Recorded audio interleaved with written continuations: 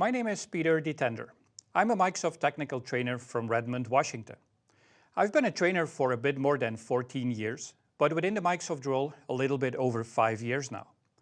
The trainings that I typically deliver are Azure architecting, developing, together with DevOps, and now moving more to AI and copilot. In session 4, we'll cover prompt flow components.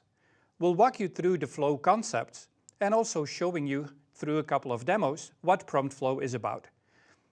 How to use it to create your own custom copilot. I would say let's dive in. Good, so with that we already covered a huge amount of context around Azure AI and Azure AI Studio, and even more important, how to start thinking about developing your own custom copilots. You know how to deploy it using the AI Studio Hub, the projects, we talked about permissions. I walked you through how to deploy the models and how to choose and distinct across the different models you need in your application, and then eventually showing you a bit on prompt engineering and mainly using the playground to do that. Now, in the end, we're not really developing anything yet. So for this next topic that we describe as identifying prompt flow components, it's really about taking all that information from the previous sections and how can I move this into an actual solution architecture, where one of the tools within our AI Studio is prompt flow. And I'll talk about prompt flow obviously a lot more later on. I actually got a quite long demo that I tried to split up in 2 sections to make it a bit digestible. But before zooming in on prompt flow, I need to spend a little bit of time on getting you into, I would like to call it solution architecture. Because we talked about our language models, we talked about creating our custom copilot, but the thing is like, where do I get started? And yes, up till now, it's mainly about deploy AI service, deploy AI Studio, or use the already deployed AI Studio. And then from there, adding all those components and validating it, testing it. But in short, there's, I would say, almost like a copilot development lifecycle that we recommend you to go through. Now, in short, there's 4 different sections. The first one is obviously where everything starts, it's initialization. You could almost say it's everything before touching the keyboard.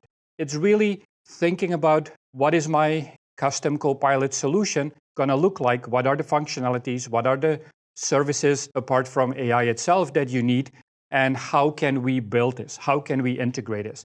And then zooming in a little bit more on the actual characteristics of what your application should look like from a functional perspective, where we're going to bring in the grounding, we're going to bring in the RAG component, and I'll talk about that again later on, maybe using the benchmarking that we talked about in the previous sections, and yes, we're going to bring this back in as well.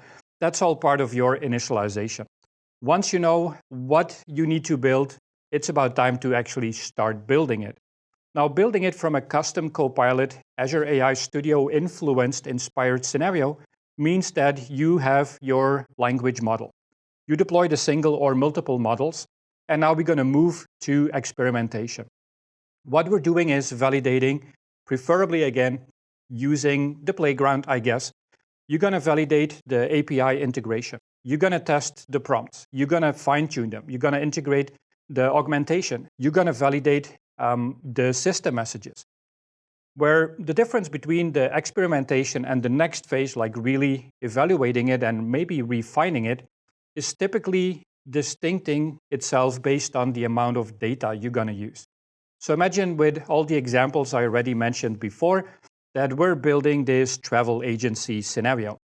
We have our custom data set, and we're going to run a validation like, can my prompt scenario actually pick up the correct information? Am I using the right language model? Do I need to use GPT 3.5? Should I maybe move to GPT 4 or any other language model that we talked about as examples? And testing it against a small data set. Once you're happy with that small data set, like almost like a pilot phase, a validation from an experimenting perspective, that's where you're going to move over to an actual evaluation. Is it all good enough? We're going to expand the data set, bringing in more data. That's what we're doing. Maybe fine-tuning the prompts a little bit more if needed. And then eventually we're ready for production. Once it's running in production, we're going to publish our flow concept. That's where the prompt flow is waiting in the back of the presentation. And that's where once it's running in production, we still need to validate. So that's where the deployment starts. Once your API flow is up and running, you're going to integrate the monitoring. You're going to fine tune, maybe looking at the cost from the token perspective. And eventually, you're going to repeat the same cycle over and over. Now, we talked about flows, where in the end, the whole chat conversation-based scenarios that we mentioned as examples before, in the end, it's nothing more than a step-by-step process. Now, simplifying it a little bit, we have our chat completion flow. Or if you want, expanding it a bit more, we have our overall generative AI custom copilot workflow scenario.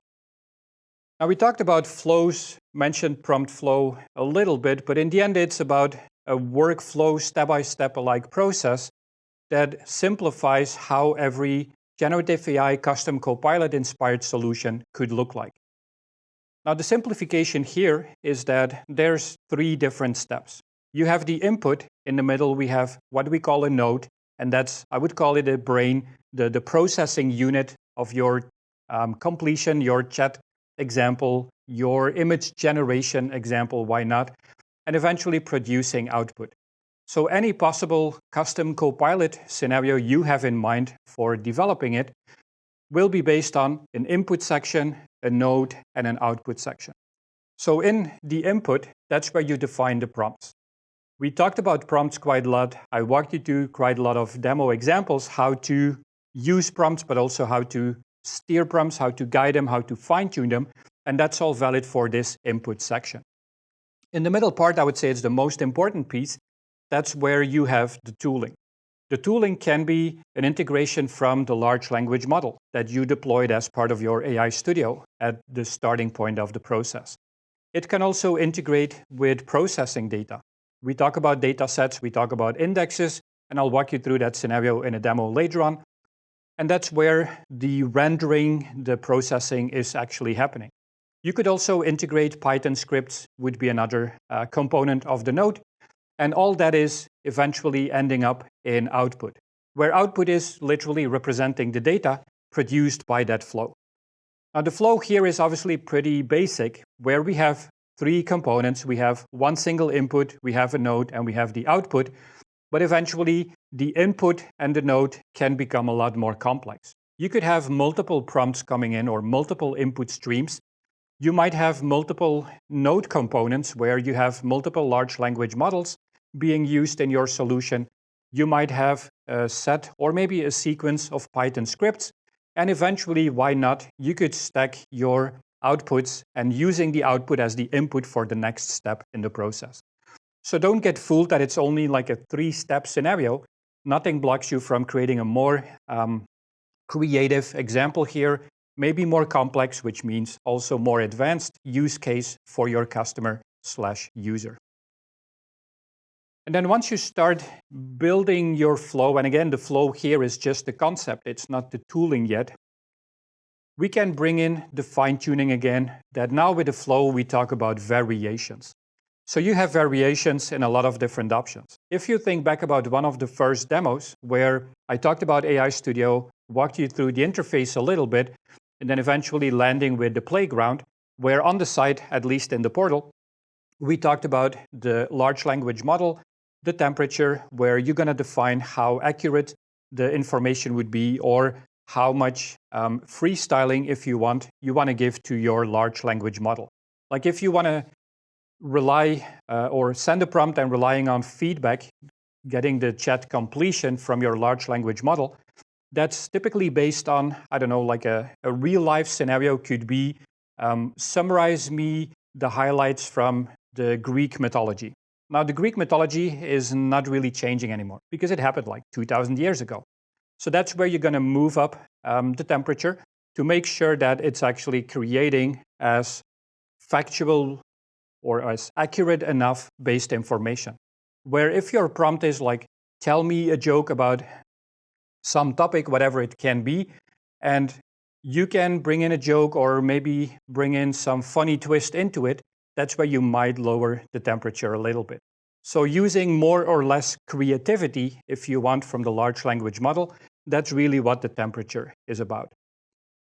And you're going to bring that in as a variant. Why? Because you're going to test your model, you're going to bring the flow, you start from the input, rendering out of the nodes, and then creating the output, where now the output result, if you want, is going to be different based on those variants that you're going to bring in.